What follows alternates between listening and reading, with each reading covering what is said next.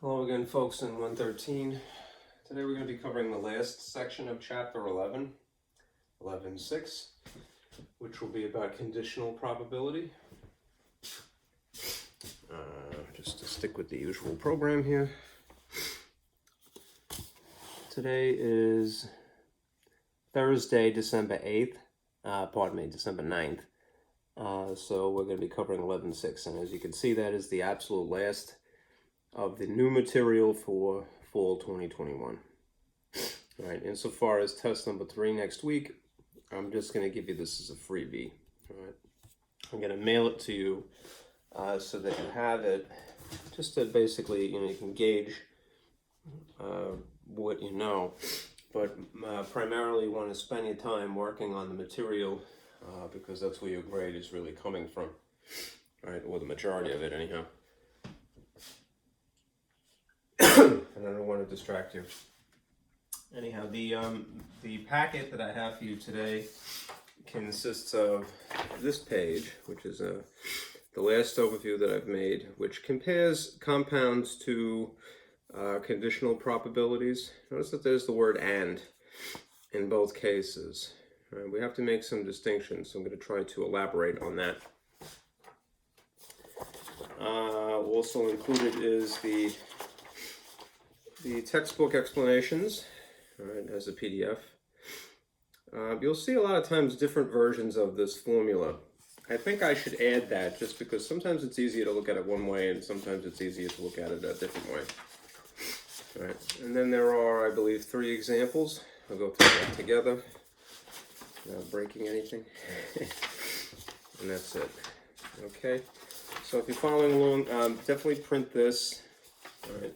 And I'll explain it, and you can add to it.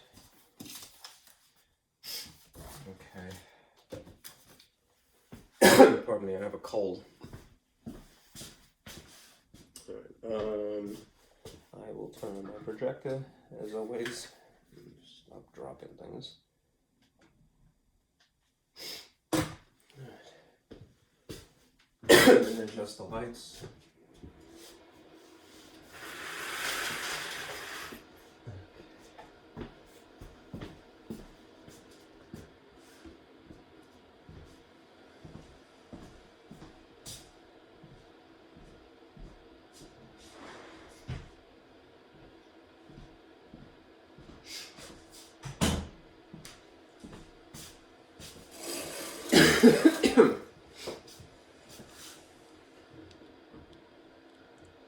Okay.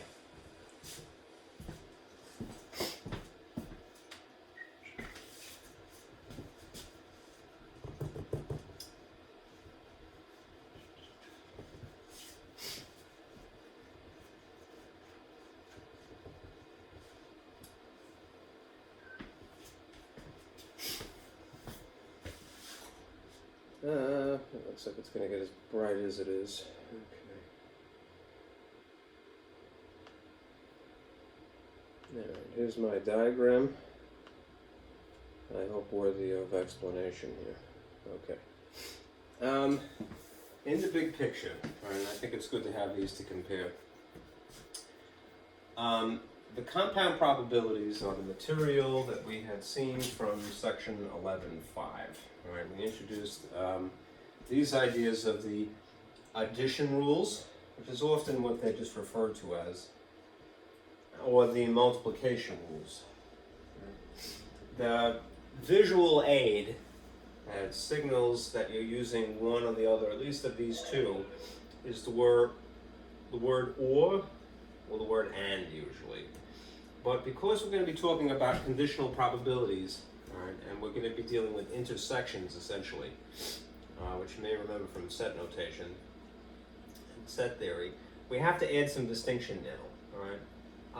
Let me reiterate this, and then I'm going to go over here. But I'm going to blow this up just a wee bit. I'm being hailed. What is this?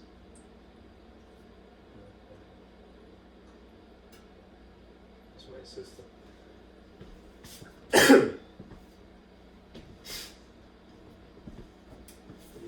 Pull this up. All right. Take a gander at this. All right. the compound probabilities. Okay. Of the or persuasion, we have what are mutually exclusive and not mutually exclusive. I left out the formulas here just for the descriptions because it's not the subject for today. All right. When things are mutually exclusive, the conditions described are those that cannot occur simultaneously. Right. So they must be added, essentially.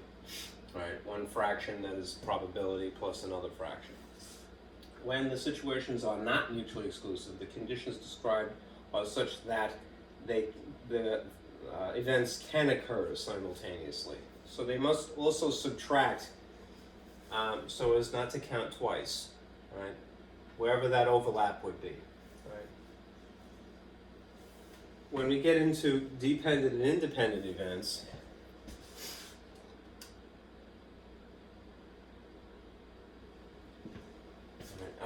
we usually are cued by the phrase with replacement or without replacement, right? If you have dependent events, then the situation described is without replacement. That means that the second event is affected by the first, right? If they're truly independent, then there should be replacement. Sometimes they're not too explicit, but at least we have that to look for, right? Basically, when independent events occur, it means that one event has no bearing on the other. Right. Now, again, I left out the formulas here because that was the subject of 11.5, but pay attention to this, right? The word "and" in this scenario, right, either of these, is in the context of consecutive events. So if it helps at all, we'll try at least now, all right, so just think about it that way, all right? It's one thing after the other, has to be, right? When you get over here, the distinction in the context of the word "and," and I'll back it off just a wee bit, is that we're using the word "and" in the context of both conditions, but time doesn't matter, all right? It's not really an issue, all right? When you're talking about compound and dependent or independent situations, these are consecutive, meaning one follows the other. So time is important, essentially. And in this scenario, just to reiterate, time is not important, right? We're really just considering both things, right? It isn't irrelevant, but the math will, sorry. What we're after is not really contingent upon that.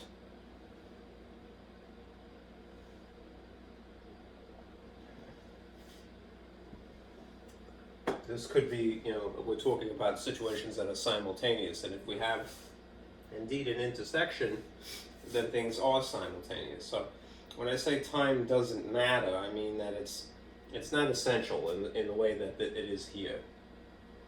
All right. So, all right. Now there are different formulas. Well, they're all the same formula, but this is a derivative of the type of formula you would see within the pages of your textbook. So let me just flash how it is written in your book. All right. Here's the formula, the same formula, but notice that they're using no intersection symbol. All right. It's not imperative to have that, but again, to stress this idea of things can be simultaneous, all right, I chose to use what you might see in other textbooks. They'll put just the intersection symbol here, all right? Now, because I think I'm cute, I guess, I also tucked in a very tiny N and D within the intersection symbol, all right? Why? Because it looks like an and. And you know from when you deal with, let's see, Venn diagrams and such, that we have this concept of union and intersection, and we again associate those with the word or the word and, all right? So essentially, these are just to stress the fact that this is an AND situation, all right, I draw the intersection symbol stylized in my own way, to emphasize that point, okay? It doesn't have to be that way, all right? As a matter of fact, I'm going to put it up here just for reference. Other textbooks might write it more like so. You'll see the probability of B given A, instead of using E's for event with subscripts, and then they equate to the probability of A and B over the probability of A. Now, there's nothing wrong with this, and if you prefer that this way, that's totally cool. Sorry for a little bit of superimposed confusion here. But the reason that I went with this one, which I think is helpful, is because if you had to arrange the components of this yourself, right, the subscripts are actually a little bit helpful. All right, now you notice something, that if it is P parentheses and then you see E subscript 2, all right, it's the probability given of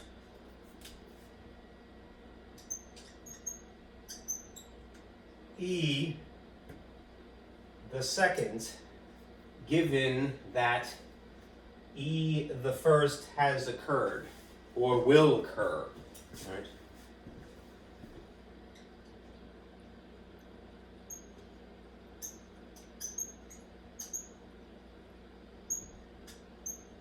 Okay, because time is less of a concern for us here.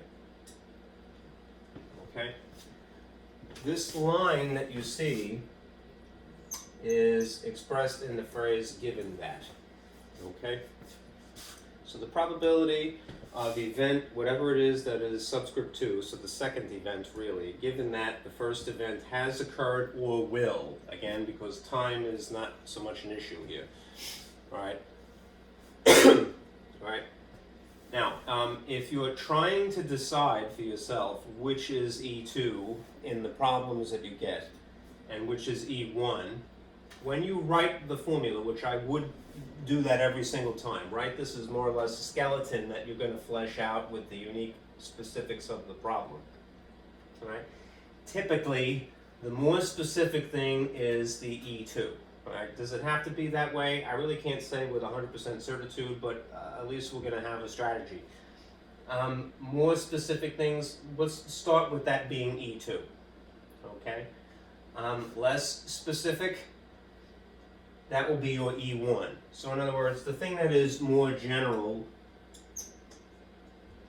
all right, is probably going to be the E1 thing, not exclusively. And the thing that is more specific, that's probably your E2, right, as it is described.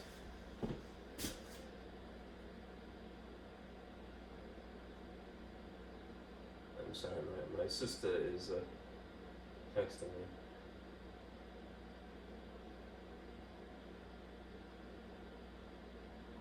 Yeah, boy, that's my brother.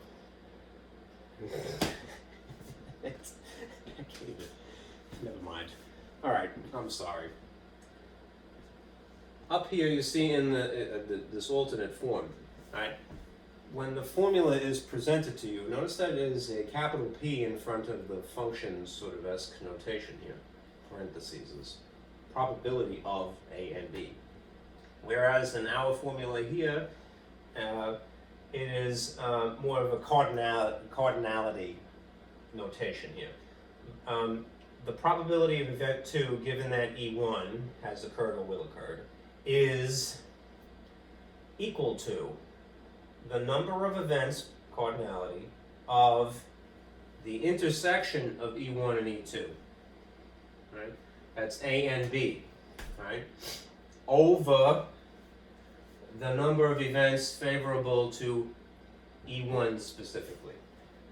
Okay, so the subscripts are very important because it designates which are the first things, or the more general, the more specific. Okay? So you do have to be a little bit careful, all right? Anyhow, don't get intimidated by this, all right? And the reason, again, that I'm going with this model versus the one that would give you the same answer regardless, is that if you're thinking about things in terms of number above the line, cardinality, and number below the line, you're going to end with a fraction. And that might be a little bit more easy to deal with. All right? Whereas if you're dealing with strict probabilities, you're going to get a fraction above a fraction. It isn't something that you can't handle, and if you remember how to divide fractions, keep, change, flip, the end result will be that there'll be some cross cancellation, and you're going to get the same answer regardless. All right? But it is maybe more to your benefit to read things in this way, right? Anyhow, we're going to go through a couple of examples, all right? And you'll see how this works. Okay.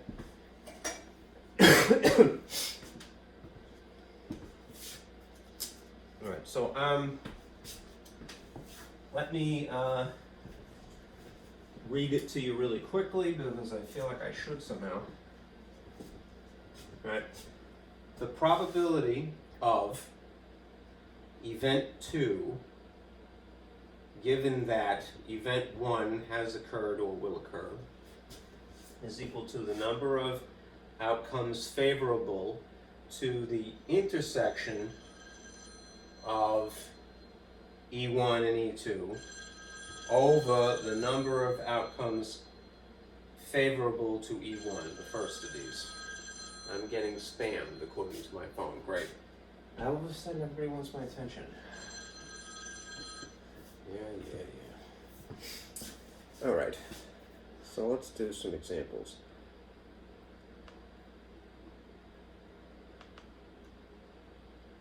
All right, here's the textbook examples, and I will work this with you. All right.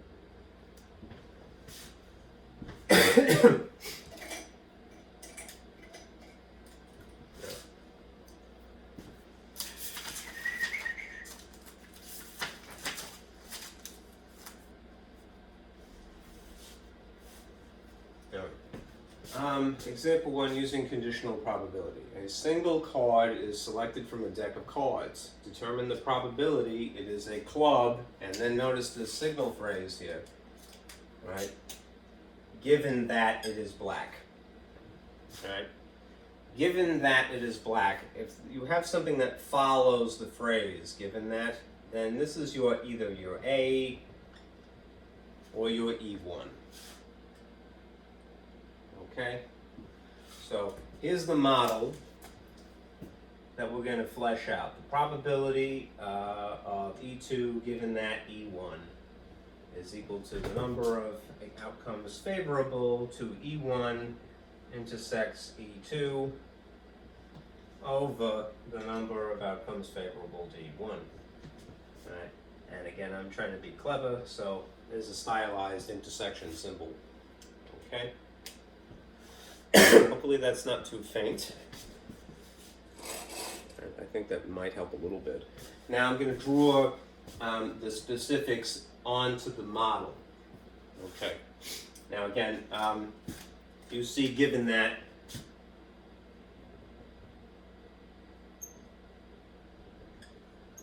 right, what follows it is E1. Right? I should have specified that earlier if I hadn't on my paper here.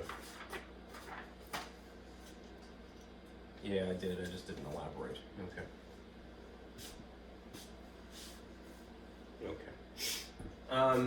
Signal phrase, black. All right. So after this line, given that line, I'm going to specify black. All right. I'm just going to put BLK. And therefore, what was preceded it would be E2, club. Alright, so here's the club symbol. Alright. The probability of a club given that the card is black. is another way of phrasing this. All right. Using these symbols. All right. Now, what would that be equal to? The number of events, outcomes favorable to the intersection of E1 is black cards and clubs.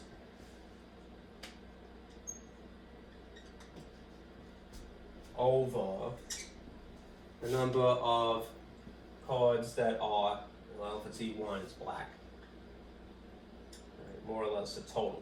All right. Now, you probably intuitively could figure this out without my blabbering about it, but let me just remind you again, if you have a deck of cards, right, and in the position of teacher, you don't want to assume ever that, especially little kids, that they've ever even seen a deck of cards. Now, if you sifted through this, and I haven't shuffled them at all right, you can see that there's a set of black cards that are clubs specifically, and then elsewhere, another set of black cards which are spades. Okay, this is a regular deck of playing cards. All right, but if we're just concerned with those cards that are black, the more general way of talking about this situation. There are how many cards that are black? There's half the deck, so that's 26. Right, half of 52 is 26. All right. Now, if you're concerned with those things that are the intersection of the black cards, that happen to be clubs, that's half of a half, right? So half of 26. All right. The intersection of these conditions would be 13 out of 26, reasonably, right? And therefore, if you reduce this, you see that it's 50%, so a half. Right? The probability of drawing one card that is a club, given that it is black, is half. Right? It's 50% chance. Okay. The real point of this exercise is getting acquainted with the model and then appropriately positioning the unique conditions specific to the problem. Okay? So take the time to do that. It's important.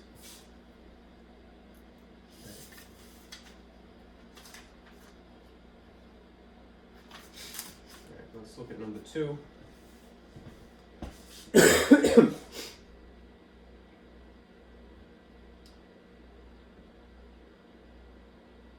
All right, now in this is a multi-step problem here. Example 2,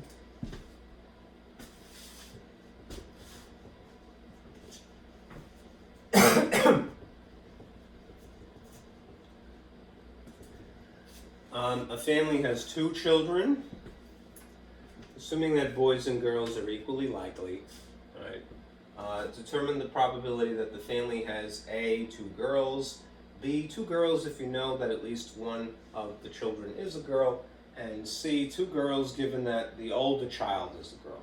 All right, in a situation like this, I'm going to go back and and use a tree diagram because I think in this particular problem it would be a little bit more clear. So let's draw a tree diagram because in this case, this would have to be consecutive events, right? Well, actually it doesn't. Right? If you have 2 children, you don't really know, not consecutive in the classic sense. I mean, even if you had twins, right? They're not usually born exactly at the same time. They're born maybe a minute apart, right? So anyhow, it's not that important, but it would help elucidate if we draw it. All right, so I'm going to draw a tree diagram to help illustrate this. You use tree diagrams for, remember what situations? For consecutive events.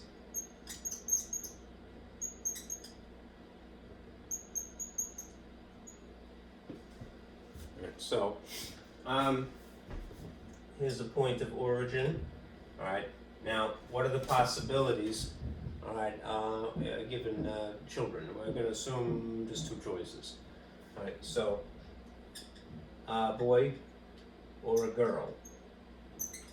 Right? This being the first kid. Right? Just not to get messy, let me put this in red. First kid. Right? Now, again, even if they're twins and they're born on the same day, right? What would follow then is the same situation. A boy or a girl, and then a boy or a girl. And this is the situation where you have a second kid.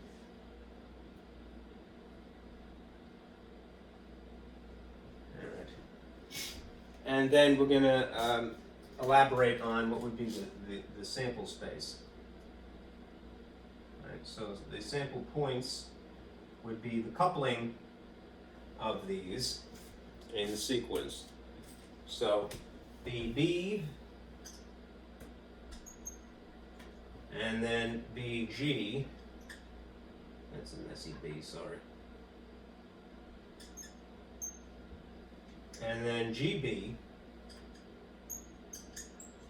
and then GG. GG. Okay. Alright, so it's nice to have this as a frame of reference. Alright. And again, this is usually for consecutive events, but in this scenario described,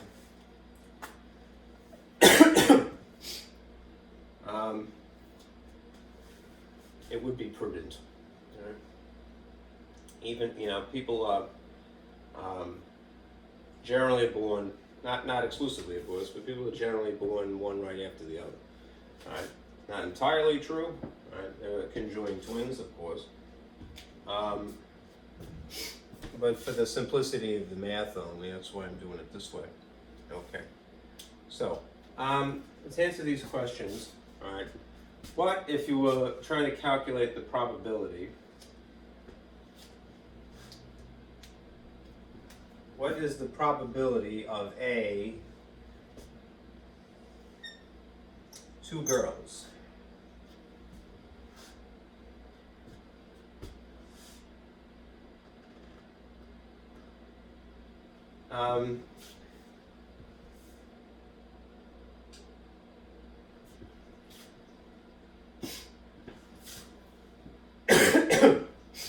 You know what, I need a little bit of space, so let me not confine myself that much. All right. What is being described here, again, is in fact consecutive events. And because they are, I can fall back on my earlier formulas.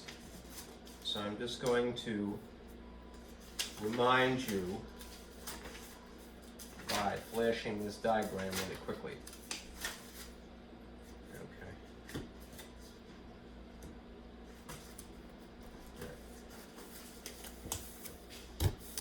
Here we have consecutive events, and in the context of consecutive events. So we would have to decide, well, are these dependent events or are these independent events? All right. In other words, does one have any bearing upon the second?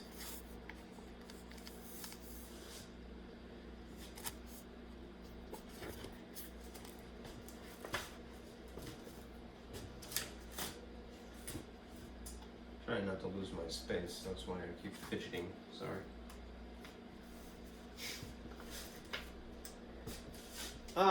They're independent. These are independent consecutive events. All right. So of the multiplication rules, we're just going to do the easier of the two. All right. So the answer A. All right. It's the probability of A. Is the, well, you know what? Let me use a model. Sorry. The probability of A and B is equal to the probability of A times the probability of B. Right? Now, in the context of this problem, it would be G the first for girls, say, and then G the second. Right. So to then superimpose upon the rest of the formula for independent events, right, the multiplication rules, dot here, would be the probability of the first thing completely independently of the probability of the second thing. So you can figure this part out pretty intuitively, even without the model. Right? Sorry, I'm struggling here. I can't breathe. I don't want to erase this though. It's going to be important later. All right. What's the probability in the first case? All right. How many girls are there in this first situation? Just one out of how many? Two. Right? So this is a half. Right, unto itself, right? Then, because they're independent events, one has no bearing on the other. There is no replacement, right? Not to get silly, right? But yeah, like when we think about drawing playing cards, right? We put the cards back in the deck. You're not going to do that with a baby, all right? But they're still independent. All right, I'm stupid. I'm sorry.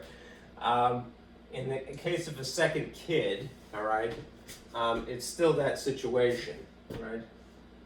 So 1 out of 2, right?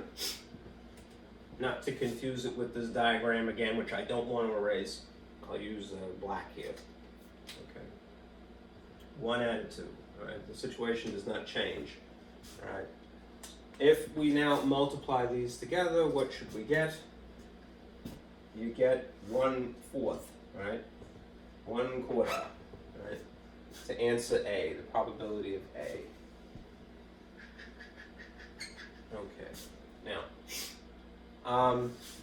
part B here is calculate the probability the family has 2 girls if you know that at least one of the children is a girl.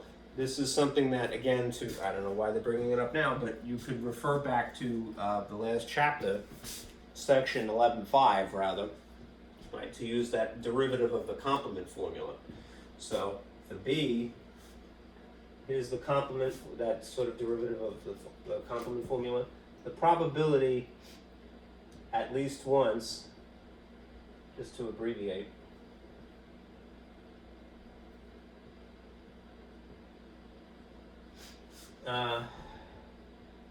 is subtracting from the total plus the probability of not at all. Okay.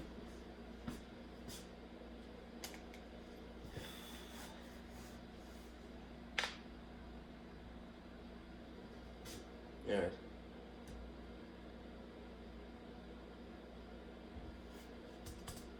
Losing my place here.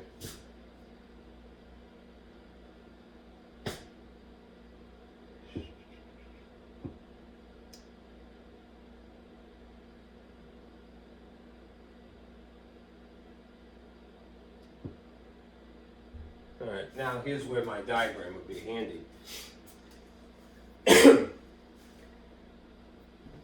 This last question, you didn't need the diagram, all right? You can calculate the probability of G1, G2, all right? But now look here.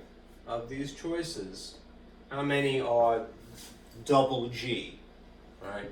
1 out of the 4, all right?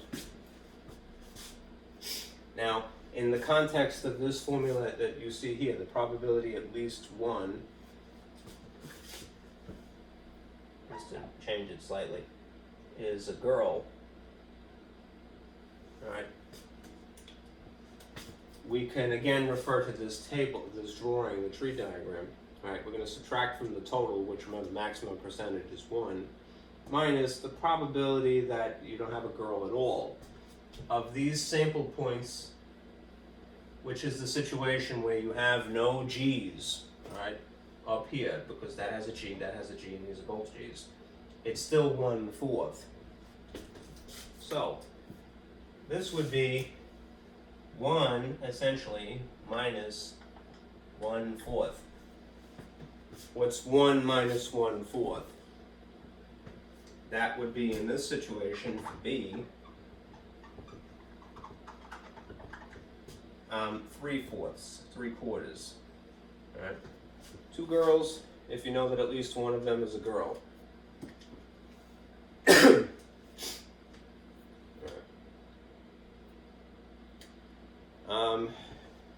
see. Pardon me. Yeah. What am I doing? This is half correct. I'm sorry. I'm on the right track here, but I did neglect to do one thing, and it's because of the messiness. So I'm going to reluctantly put this up here. All right. If I were to take this part B and write it using the model that we have, all right, for this section, all right, the probability of E the second given E the first is equal to the number of events favorable to E the first intersecting E the second over the number of E the first. Okay. Now, in the context of this problem, how would I superimpose upon this model here, which may be a little hard for you to read, so I'll write in black when I do that. All right. The probability of two girls, if you know, it could be substituted with given that. Right. So E2 is both girls, GG, if you know that at least one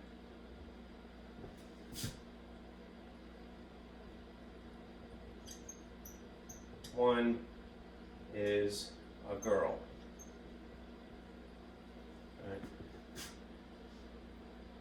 All right. Using this formula, all right, the number of events favorable to, if E1 is at least one girl,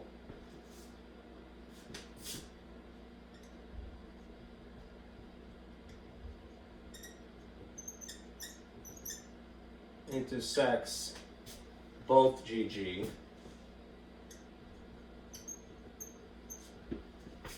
that number divided by the number of at least one girl, because that's E1,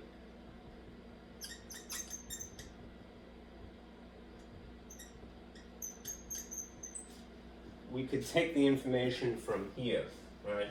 The probability of at least one girl, ooh, that hurts. I'm gonna cramp something right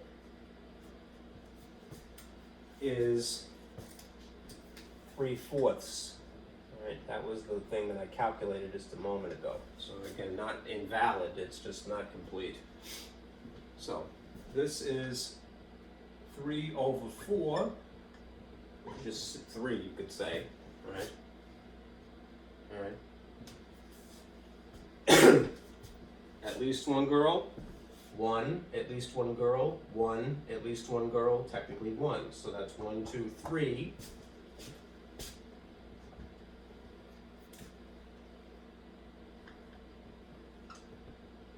Minus, because we're doing intersection here,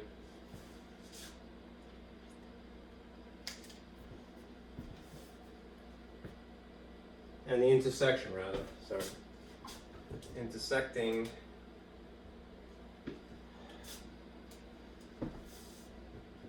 one-fourth. I don't know why I have a cramp in my neck, I'm sorry. Oh God. It's probably my cold that I have. Alright,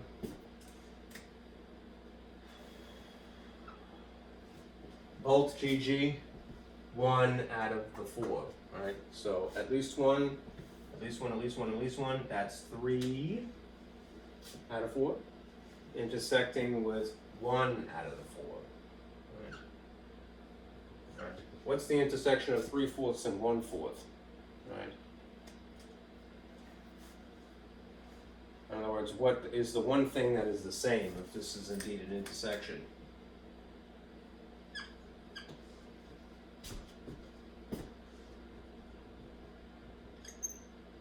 Just the one.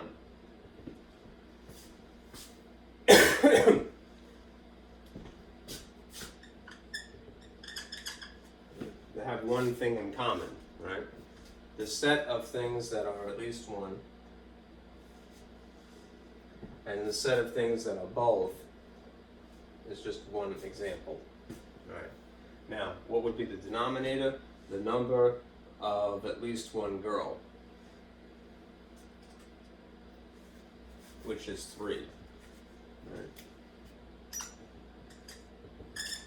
So overall, to answer part B, it would be 1/3.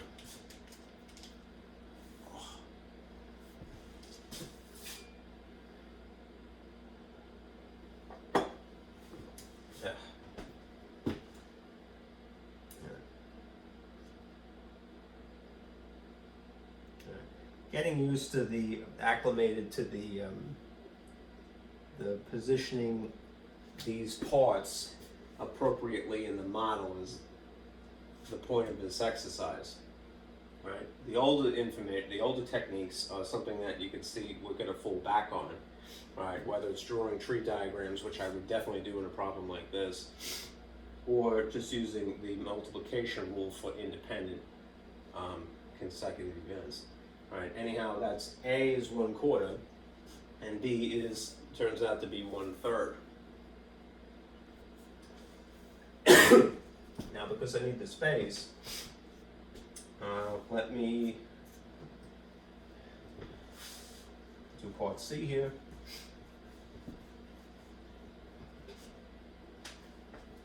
All right. The probability that 2 girls, given that the older child is a girl. All right. So here's the model. Probability of E2, given that E1 is equal to the number of events favorable, outcomes favorable to the event of E1 intersecting E2 over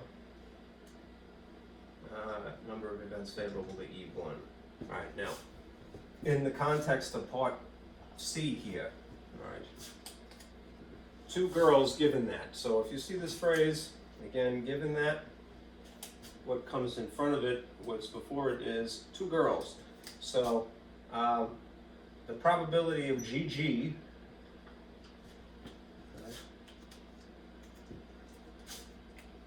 given that the older child is a girl.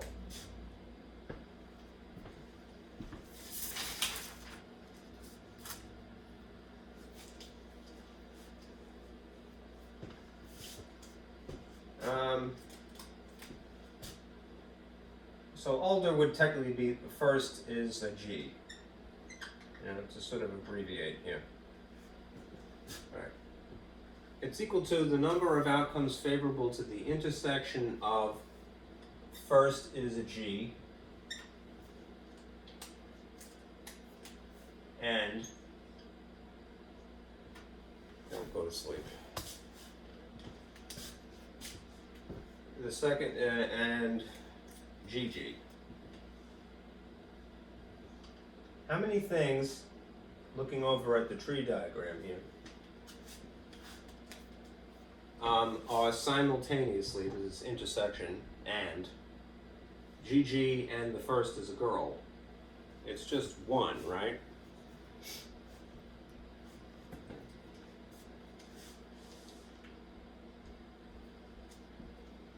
So above this line, right, there is just 1 out of the 4, and it's really the number 1 that we're interested in. All right, that are both of these conditions simultaneously. The first is a G, and it happens to be the GG. So there's just 1 out of 4. All right, we're going to use the cardinal numbers, so we're really just using 1. Similar situation over here from before. All right, I know that 3/4 is the style of a probability. All right, but I'm using the cardinal number here, just not to have a compound fraction that is a fraction divided by a fraction. It would work out either way, but I feel that that is overcomplicating it. Anyhow, the number of outcomes favorable to first is a G.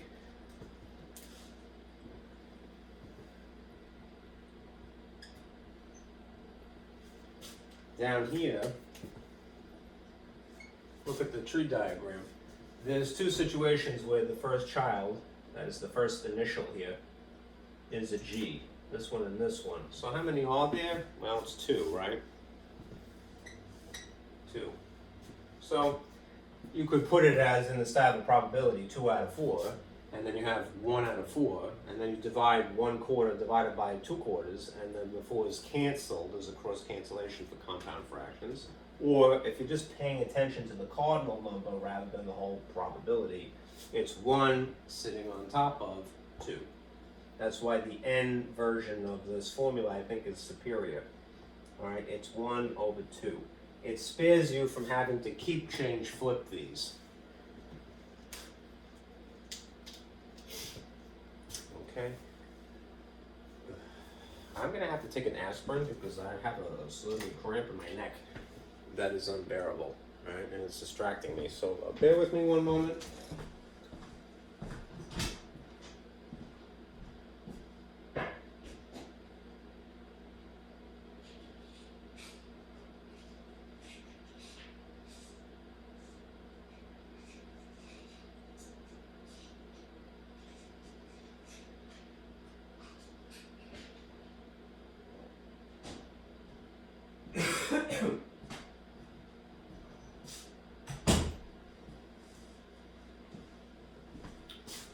Motrin to the rescue.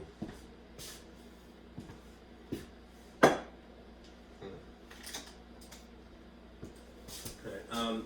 not to belabor the point, but my family puts you in a group text and then you can never leave it. So I'm about ready to turn off my phone. Yeah, just to show you what would happen if you went with the probability of this over the probability of this instead of the cardinality. All right, you would have, instead of the numbers 1 over 2, you would have the fractions, right? So you would have 1/4 over 2/4, right? Which is an example of a compound fraction, that is a fraction sitting on top of a fraction. And you would go, all right, well, the thing on top is on the left side of the division symbol, that would be the bar here. And 2 over 4 is on the right side of the symbol. Right, which means what? It means that you'd have to keep change flip.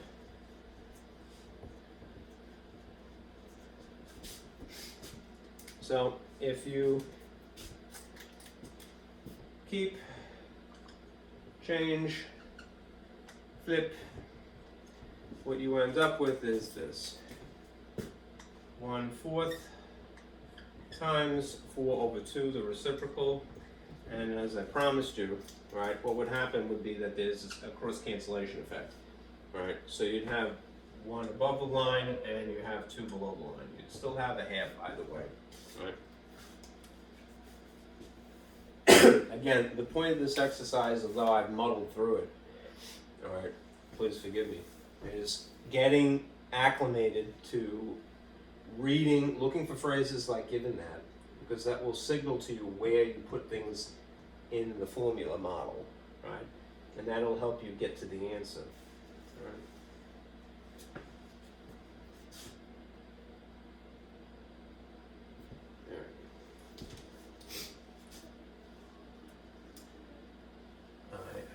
Pardon me. I'm teaching, and you guys are sending me all these messages.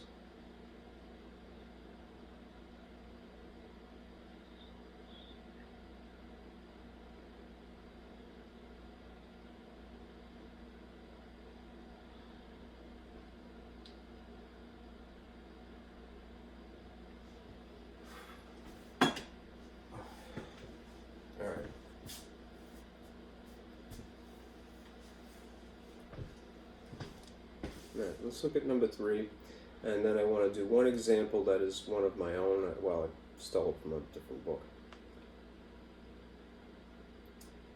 All right, this is example 3 from the book, and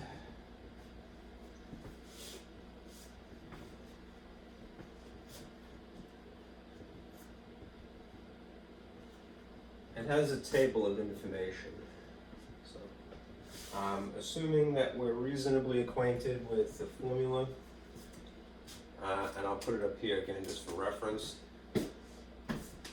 The probability of event 2 given event 1, to really be concise as I'm talking about it,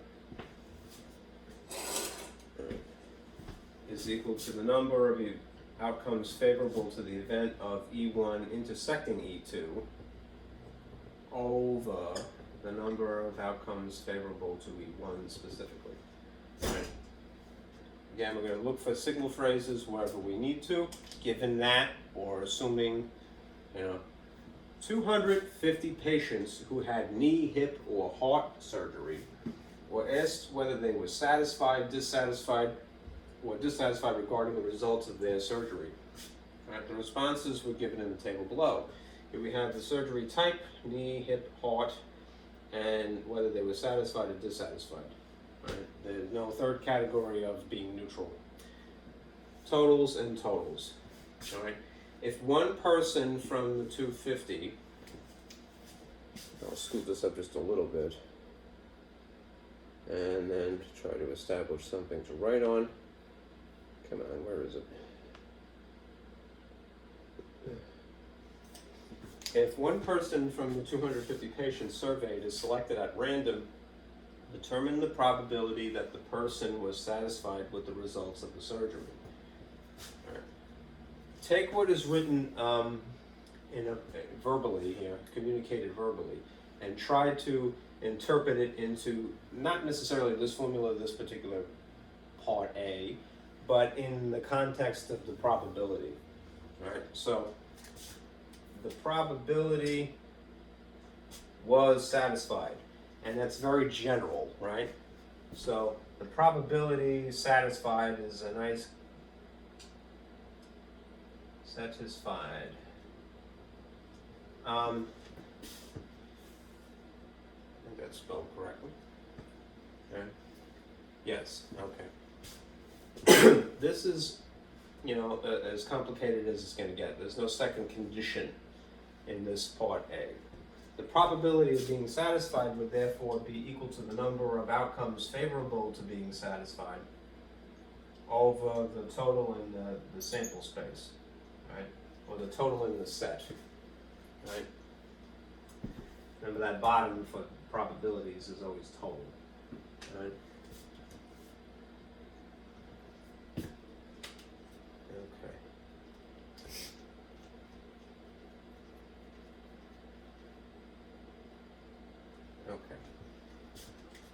So, total surgeries, if I want to be a little slightly more specific, total surgery. All right, how many people according to this were satisfied? Total 210. How many people were there that had been surveyed? Total surveyed surgeries? That would be 250, right? So then we would have the fraction of 21 over, 210 over 250. You can pull some tricks, remember? It's a little sloppily written here, but I'll just make this a little bit larger. When you have fractions that are divisible by 10, i.e. they have zeros in them, right? You could, in theory, divide by a common factor of 10 each, to simplify, or just sort of spare yourself from having to think about it. There's a shortcut that only works for powers of 10, right? Which you cross out a pair of zeros, right? And then you're left with essentially what is now reduced. It's not. You should check to see if it's completely simplified. There's no other common factor other than 1, so that's it, right? 21 out of 25, right? 21 over 25. All right, if you wanted to make it a percent, it would be something like 84%. Right?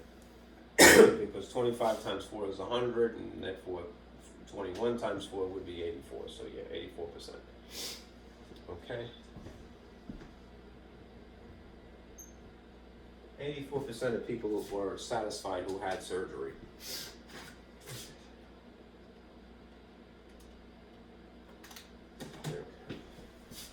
for B, calculate the probability was satisfied with the results of the surgery given that the person had knee surgery. All right, now, because there is a second condition here, and you can see this signal phrase, given that, we're going to have to use the formula that is written in green here. Sorry for the darkness here. Okay, we'll have to adapt this to the conditions of the problem. All right, was satisfied with the results of surgery in general. So, given that, if this phrase occurs before the phrase given that, the signal phrase given that, that makes this E2, all right? And if the person had knee surgery follows given that, this is somewhat ironically E1, all right? So, that's just the way it works, at least in English. So, results of the surgery satisfied, was satisfied,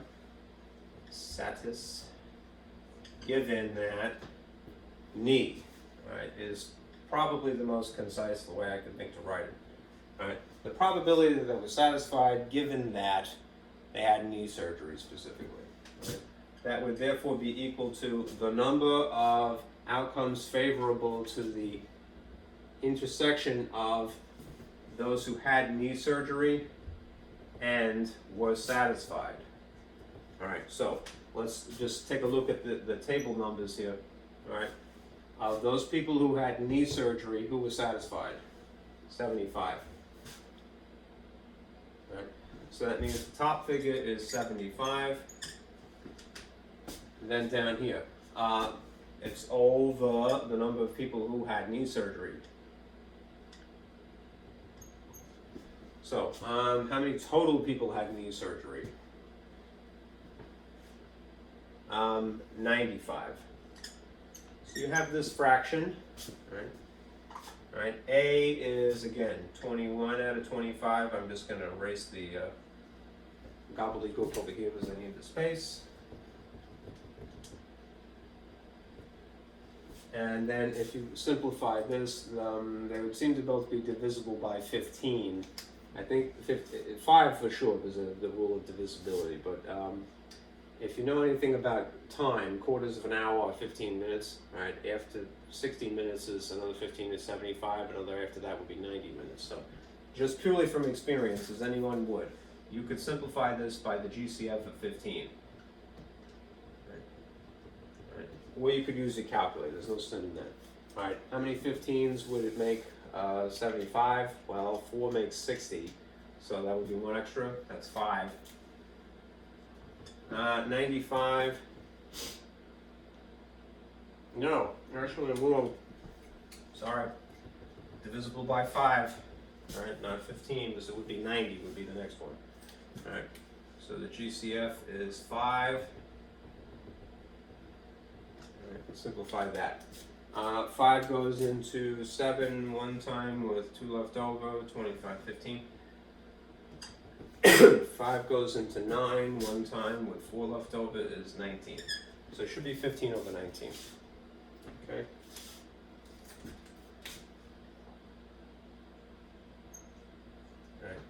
All right. What does that mean in terms of percentages? Because I'm just obsessed. 15 divided by 19. Almost 80%. Right. So 79.9. If you convert that decimal to a percentage, would be 79%, almost 80. Right. Not too bad. All right. For B, that was B. Here's for C. So now I'll erase something here. All right. Yeah. Taking a look at C, calculate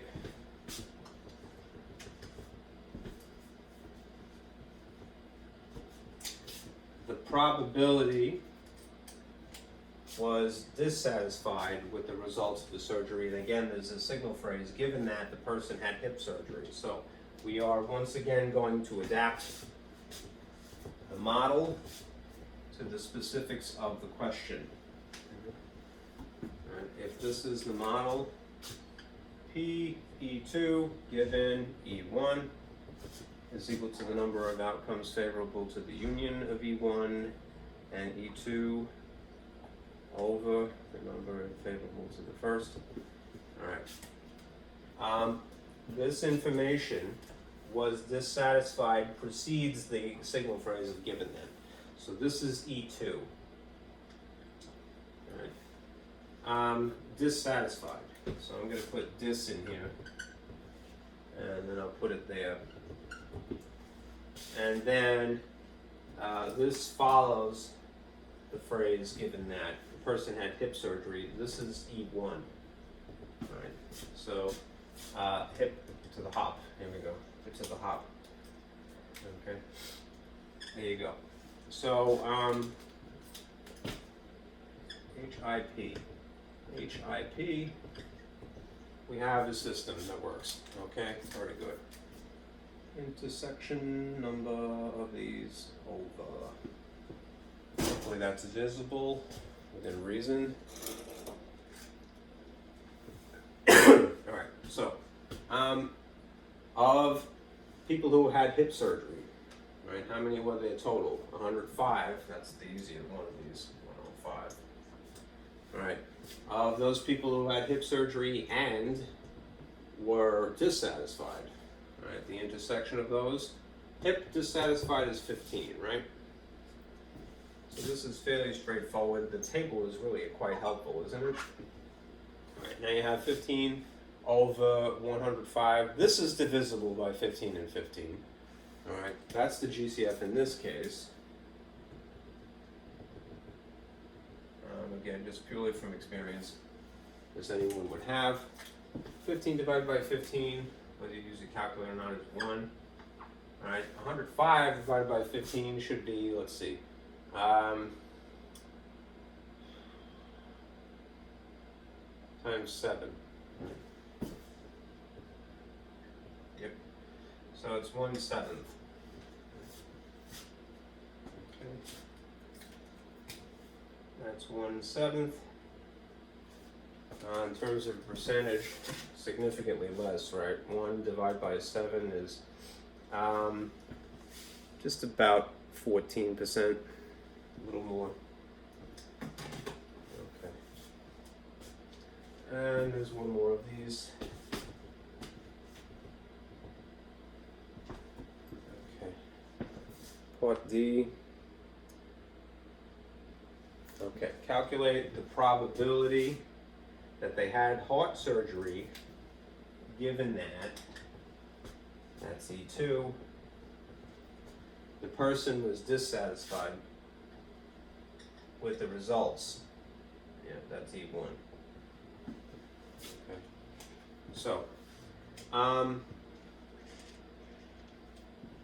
heart surgery precedes given that. So in the model, we would have to modify this.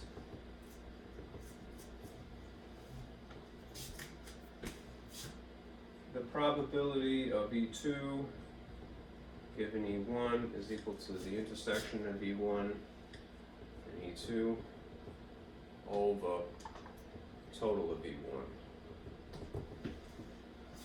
Okay, I'm sorry for the faintness. I just choose green because it's easier to draw on top of it.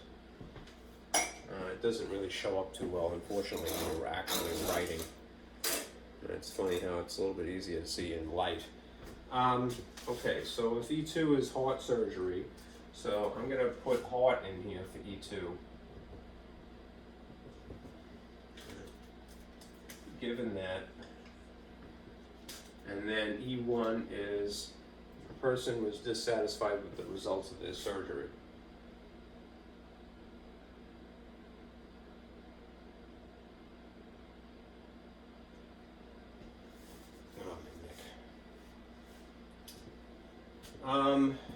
Dissatisfied heart surgery people, 5, right? Dissatisfied. So that would be dissatisfied and had heart surgery over dissatisfied in general. Okay. So, the number of people who were dissatisfied and had heart surgery would be 5. The number of people who are dissatisfied in general is 40. So that is 1/8. If they're both divisible by 5, you get 1/8. Okay, again, the point of these exercises is getting used to taking the model and then fleshing it out with the specifics of the problem. Right? It takes a number of them to get really comfortable. Right. Before I let you go, let me show you one that might be cool.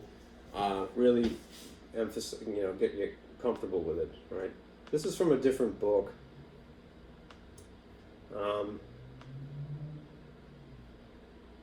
But it's an extra thing. Reading tables is very important and very likely in my lab to get asked questions like that. But this may give you a more intuitive feel. Okay. What is the probability of getting an A at random, right? Given that you get a letter grade higher than D? Right, a couple of things. Let's assume that the set of possible letter grades are not too complicated. We'll say that there are A's and B's and C's and D's and F's, no E's of course, right?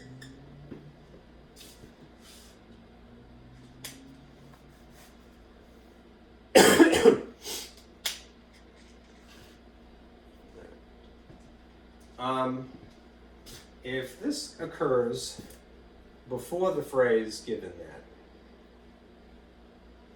A, right? Using this model again, the probability of event 2 given event 1 is equal to the number of outcomes favorable to E1 and E2 over the number of favorable to E1. Okay. Let's see what we can do to adapt this. All right. Getting an A would be in the position of E2. Get an A. And then the condition that follows this, you get a letter higher than D. So to sort of abbreviate that, let me say letter greater than D. Okay. All right, over here, I will put these in like so. All right, so letter greater than D, and because it's an intersection,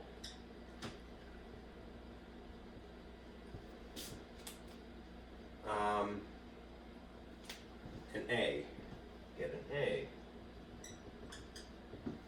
is over the things that are, since this follows given that you have letters greater than D to consider. All right. Now I'm going to take this set and we'll pick them out here. All right. What is the number of letters greater than D? Well, D is right here, right? So this is a little wall here. Right? Things that are greater than D are these 3, right? So that would have to be a denominator. Okay. Of the things that are simultaneously greater than D and, because it's an intersection, an A specifically, how many are both an A and in this subset? Just that one thing. So that would be 1/3. Right? That means, what is the probability of getting an A at random? If you know that you're getting something above D, 33 1/3% chance, 1/3. Okay.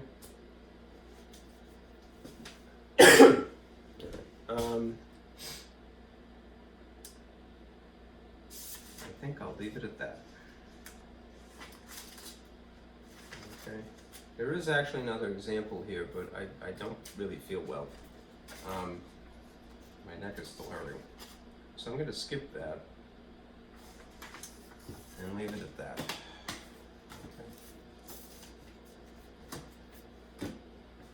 Okay. Let me erase this and just remind you of what's going to happen in the forthcoming week.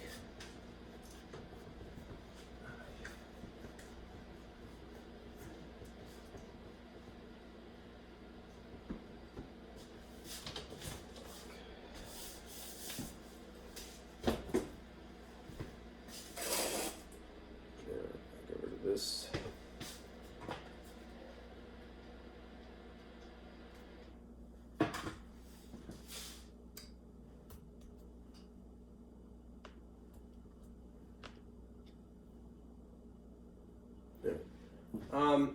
If you look at the schedule, bear in mind a couple of things. Right? This is the last assignment for the semester in terms of the regular MyLab homework. So what is intuitively pending here is that you should do section 11.6 in MyLab. Right. As for next week, on Tuesday, I'm gonna mail test number 3. This is again gonna be a freebie. You don't have to worry about it. All right. Please do your homework. Instead. All right, but I'm gonna give you that just because it summarizes the material from the point of test number 2. Right. Right. On Thursday, which is the last day, what should happen is that you have your final exam in MyLab. Now, I haven't checked my email yet because I've been down here, but one should assume that you're probably going to do this earliest in the day.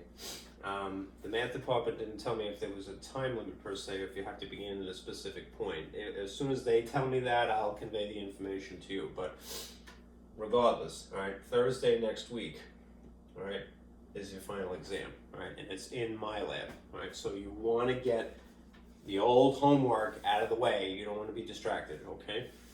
That's that. All right. In the meantime, work on that section. Okay, thank you guys for sticking with me. I'll see you I'll email you on Tuesday, if not sooner. All right, be careful out there.